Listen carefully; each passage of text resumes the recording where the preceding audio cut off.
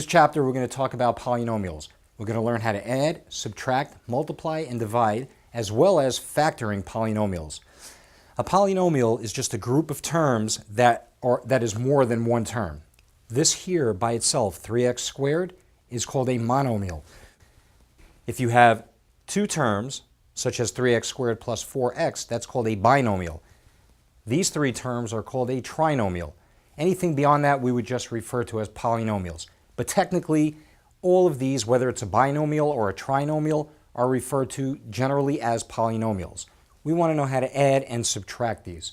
The first thing you have to know is what this phrase means, like terms. In order to add and subtract terms, they have to be alike. That means two things. They have to have the same variable, and that variable has to have the same exponent. Take a look at this first example. This says 3x squared plus 4x minus 2 plus this trinomial here, 6x squared minus x, which is minus 1x, plus 7.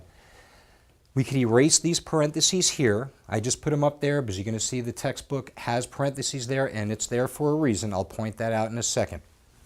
We could erase these parentheses and then see if we can identify like terms. Start with the leftmost term. Keep yourself organized. These could get a little messy. This says 3x squared. The 3 is of no concern here. We'll deal with that later. It's the x squared that we have to look for. As we go across, we do indeed see another x squared. These are considered like terms, and they can be added together.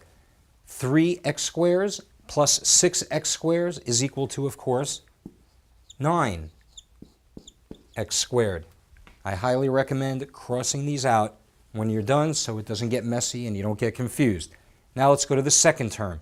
This says 4x, which means 4x to the first power. You don't have to write the 1. If you don't see it, it's understood to be a 1.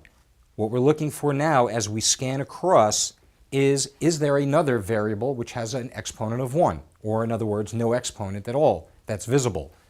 We do. We have this negative 1x. So we have a positive 4x minus 1x is equal to 3x. See what I just did? Don't do that.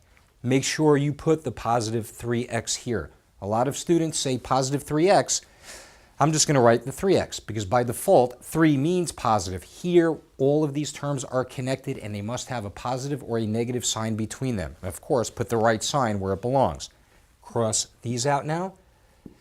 And we're left with negative 2 plus 7. You're in debt $2. You find $7. You're ahead of the game. $5. This is the answer to this question.